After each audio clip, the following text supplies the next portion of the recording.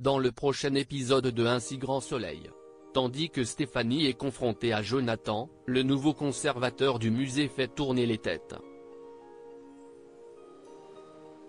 De son côté, Cécile s'inquiète pour Achille.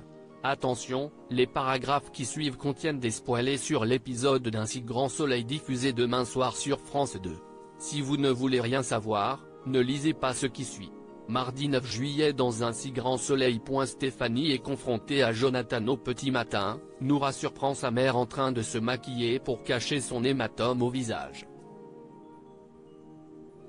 Pour ne pas l'inquiéter, Stéphanie fait croire à sa fille qu'elle est tombée maladroitement dans sa boutique. Au commissariat, Alex et Élise interrogent Jonathan Lebel. Bien évidemment, ce dernier nie s'être servi de Stéphanie pour blanchir de l'argent. Bien que les policiers cherchent à obtenir le nom des trafiquants pour lesquels ils travaillent, Jonathan Lebel s'enferme dans le silence. Plus tard, la police débarque chez Stéphanie pour effectuer une perquisition.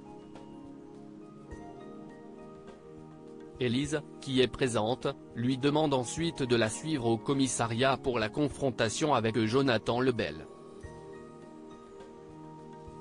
De son côté, Florent propose de l'accompagner.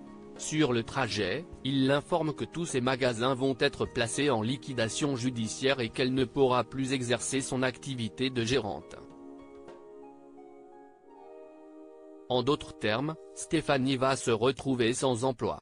Juste après, Florent lui donne quelques conseils pour la confrontation avec Jonathan. En arrivant au commissariat, Florent passe voir le commissaire Becker pour lui rappeler que sa cliente a beaucoup donné de sa personne pour collaborer avec la police. Il espère donc qu'ils en tiendront compte même si la confrontation ne donne rien. Il fait nuit à Montpellier lorsque Stéphanie est confrontée à Jonathan. Très vite, la discussion tourne au règlement de compte, ce qui oblige Élise à intervenir pour calmer les esprits. Agacé, Jonathan lance alors qu'elle peut mentir à la police autant qu'elle veut mais que ce n'est pas avec lui qu'elle réussira à faire son petit numéro de claquette. Tandis qu'Élise cherche à savoir ce que cela veut dire, Jonathan refuse de répondre. Dans le même temps, Florent regarde Stéphanie étrangement. Le nouveau conservateur du musée fait tourner les têtes dans la matinée, Tom se rend à la galerie d'art pour prendre des nouvelles de Virgile. Après lui avoir répondu habilement qu'elle n'était pas censée en avoir, Alix le questionne sur les vacances d'été qui approchent à grands pas. Comme il a prévu de partir en Espagne avec Maëva, l'adolescent indique qu'il est à la recherche d'un petit boulot. C'est pourquoi, il demande à Alix si elle peut l'embaucher. Bien qu'elle n'ait pas besoin d'aide pour le moment, elle promet d'y réfléchir. Plus tard, Alix organise l'exposition photo d'un artiste japonais. Flore, Ludo, Ulysse et Catherine sont présents. À cette occasion, la femme de François Laumière lui présente Nicolas, un conservateur du musée Cartel de Montpellier. Et autant dire qu'Alix est visiblement sous son charme. Visiblement, elle n'est pas la seule. En effet, Flore a elle aussi craqué pour lui.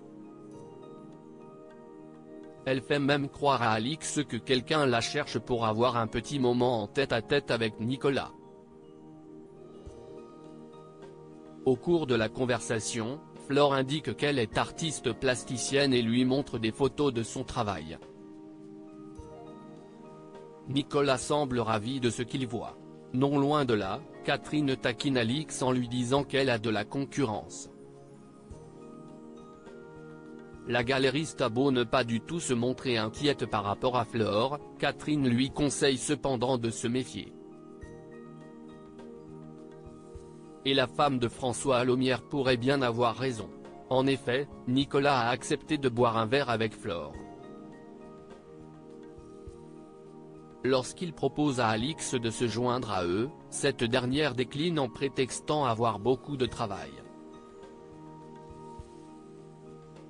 Pour sa part, Fleur peine à masquer sa satisfaction. En quittant les lieux, cette dernière propose à Nicolas de prolonger leur discussion toute la nuit. Comprenant qu'il y a un malentendu, le conservateur met les choses au clair avec elle puis précise qu'il ne couche jamais avec les artistes. Ayant eu de mauvaises expériences par le passé, Nicolas ne souhaite pas les réitérer. Flore le remercie pour sa franchise puis l'invite à boire un verre. Ce qu'il accepte avec plaisir. Cécile s'inquiète pour Achille au palais de justice. Cécile appelle Aurélie, la psychologue. En effet, la juge Alphonse se sent impuissante face au comportement de son fils et a beaucoup de mal à communiquer avec lui. Depuis le décès de Christophe, Achille s'est complètement renfermé et est très en colère. Dans la mesure où il rejette l'idée de consulter un thérapeute, Cécile propose à Aurélie de passer chez elle pour le faire changer d'avis. Si elle comprend son inquiétude, la psychologue lui fait comprendre que cela ne fonctionne pas comme ça. Elle lui conseille donc de continuer à prendre soin de lui mais surtout de lui laisser du temps.